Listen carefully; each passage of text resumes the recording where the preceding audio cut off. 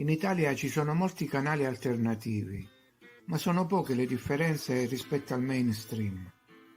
Naturalmente non parlo di piccoli canali, mi riferisco ai canali con 100.000 iscritti e anche più, cioè a quelli che potrebbero accrescere la consapevolezza del pubblico, però non si sbilanciano, per cui nella realtà sono poco alternativi. Anzi, sembra che fra loro e il mainstream ci siano più somiglianze che differenze. Infatti i conduttori, seduti su comode poltrone davanti a un computer, parlano delle stesse cose di cui parlano i giornalisti organici al sistema e hanno lo stesso globo alle spalle. Anche loro cercano di avere più spettatori per incrementare gli introiti pubblicitari e invitano esperti a presentare libri come nei salotti televisivi nazionali. Ultimamente esperti di guerra e nucleare.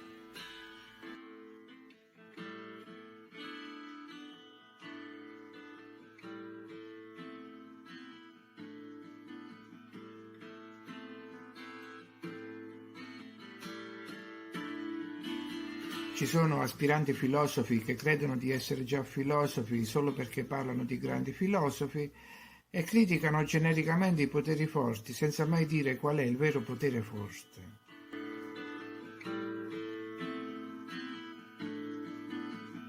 Infine, trasmettono la stessa paura mediatica prospettando scenari spaventosi.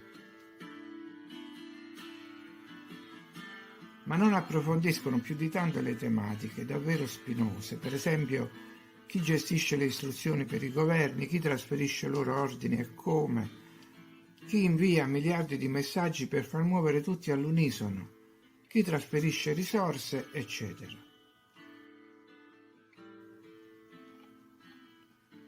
E nessuno parla mai nemmeno di queste croci quotidiane.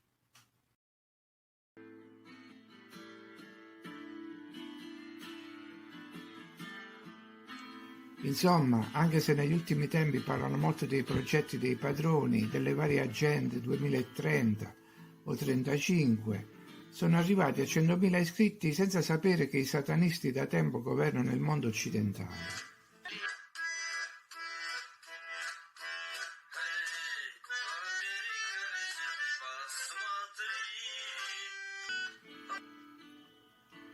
E se lo sanno, non ne parlano perché hanno paura del ridicolo. Ripetono stancamente degli slogan del tipo «non avrai niente e sarai felice», senza approfondire se chi avrà tutto per sempre sarà infelice o molto più felice. E parlano di metaverso, naturalmente, cercando di capire come funziona o spiegare di cosa si tratta, senza cogliere la dimensione spirituale, cioè cosa succederà quando saremo tutti dentro il metaverso, quando spegneranno la realtà e faranno precipitare tutti nel buio eterno.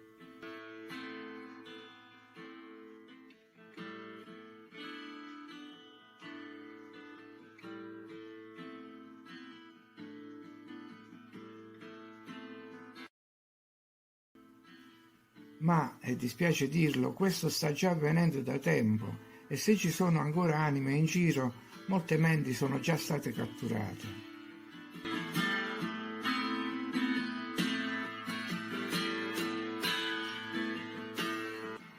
Insomma, viviamo già in una realtà perduta e i canali alternativi ancora non lo sanno.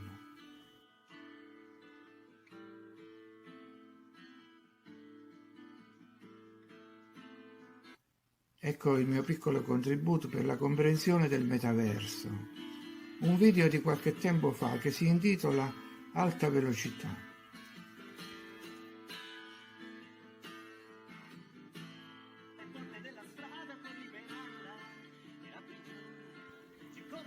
Siamo al porto, sul molo, sole, mare, aria fresca. Sembra un posto calmo e tranquillo, ma è davvero così? Proviamo a pensare a cosa sta succedendo in questi precisi momenti. Questo mare e questa città stanno filando a 1200 km all'ora per effetto della rotazione terrestre calcolata per questa parte del sud Italia. Poi aggiungiamo altri 100.000 km che è la velocità di viaggio intorno al Sole. E poi ne mettiamo ancora 720.000 di chilometri all'ora, che è la velocità del sistema solare nella galassia. Ed è interessante che siano riusciti a calcolare i 20.000 chilometri in più oltre ai 700.000. E poi dobbiamo aggiungere ancora la velocità di espansione dell'universo a partire dalla grande esplosione iniziale di 13 miliardi di anni fa, che è di 2500 chilometri, ma al secondo questa volta. E queste barche inconsapevolmente se ne stanno adagiate sull'acqua e l'acqua tranquillamente adagiata sul fondale. Naturalmente c'è una spiegazione per tutto e ci sono le parole che spiegano tutto.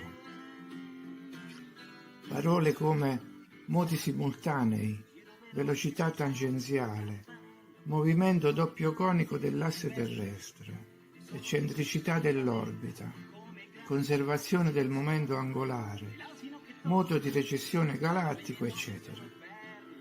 E tutti questi movimenti avvengono senza che andiamo a sbattere da qualche parte. Più metaverso di questo.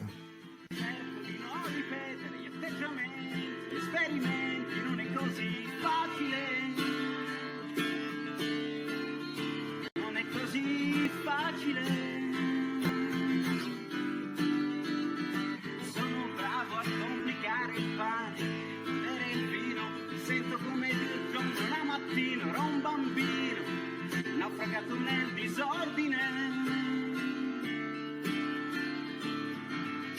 Adesso mi faccio anche di caffè, continuo a pagare il tuo caffè. Sono poche quelle cose che mi fanno rimanere d'incanto, sono istinto e canto.